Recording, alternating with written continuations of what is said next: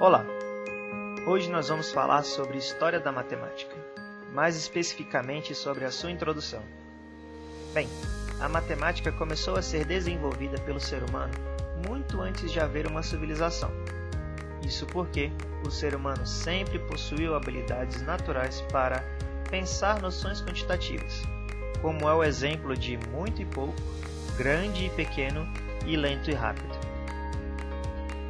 Com o passar do tempo, o processo de civilização trouxe novos desafios sociais e econômicos, o que contribuiu para o início de um pensamento matemático mais complexo, estimulando assim o homem a pensar numericamente.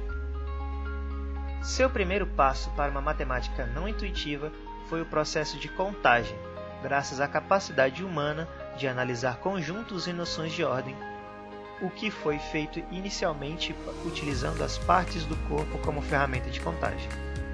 Essas práticas no universo numérico, que possibilitaram métodos de contagem, contribuíram para que a matemática surgisse como campo de conhecimento nas primeiras civilizações.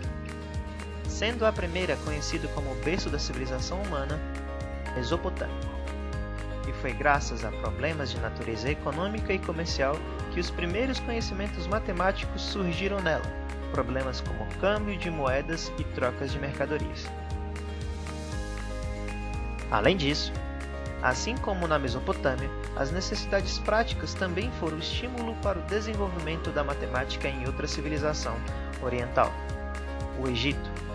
Isso porque o aperfeiçoamento da engenharia, assim como hoje, dependia principalmente do conhecimento matemático.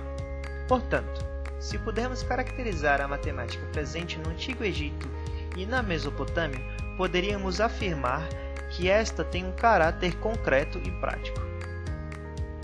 Apesar disso, a civilização antiga que desempenhou o papel mais significativo na construção da matemática, tal como a conhecemos hoje, foi a civilização grega, que fez com que a matemática deixasse de ser um conjunto de resultados empíricos e passasse a ter um formato de uma ciência organizada, ou seja, essencialmente abstrata. O primeiro a iniciar seus estudos matemáticos na Grécia foi um homem conhecido como Tales de Mileto, que reuniu conhecimentos da astronomia, geometria e teoria dos números, além de fundar a escola ioniana. Seus conhecimentos foram oriundos de suas viagens à Mesopotâmia e ao Antigo Egito, resultante de suas atividades mercantes. Em suas buscas, Tales foi responsável pelas primeiras ações no sentido de organizar a geometria como estudo abstrato e dedutivo. A escola ioniana, no entanto, perdeu gradativamente sua importância e foi superada pela escola pitagórica, cujo fundador, óbvio, foi Pitágoras.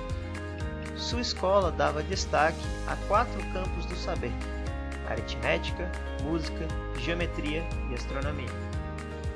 Além disso, Pitágoras dava aos números inteiros o poder de descrever o mundo, mas apesar de interessante, essa concepção sofreu um grande abalo com a descoberta das grandezas incomensuráveis. Exemplo, raiz de 2 que não pode ser descrita como múltiplos inteiros, isso porque a ideia da existência dos números irracionais ainda não havia surgido à tona, e como resultado, ocorreu pela primeira vez na história uma crise nos fundamentos matemáticos. Como resultado dessa crise, ocorreu um levante popular que provocou a destruição do Templo de Pitágoras, fazendo com que sua irmandade deixasse de existir como um grupo ativo e organizado. No entanto, as ideias pitagóricas ainda assim influenciaram muitos pensadores. Dentre os mais populares que citaremos aqui foi um homem conhecido como Platão. Enquanto isso, o mundo helênico mudava gradativamente, se estruturando em cidades, também conhecidas como polis, que graças à sua autonomia estatal, permitiu surgir um sistema democrático que seria responsável pela consolidação de debates públicos, que por sua vez estimulou o compartilhamento de conhecimentos e sistema de pensamentos, criando um incentivo para a formação da filosofia. Graças a isso, Atenas se tornaria palco da maior contribuição para a estruturação da matemática na Grécia Antiga. Em meio a essa estrutura favorável no mundo helênico, Platão fundou a academia que mais tarde seria considerado o centro de atividades matemáticas mais importantes dessa época, sendo seu espaço destinado ao estudo, pesquisa e ensino da filosofia e da ciência.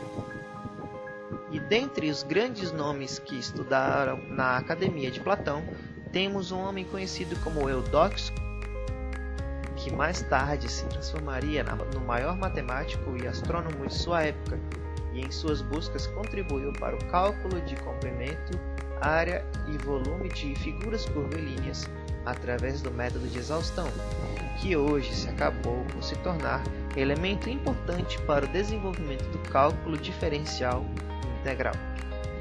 Sendo assim, podemos caracterizar a matemática presente na Grécia, até então, como sendo abstrata e filosófica.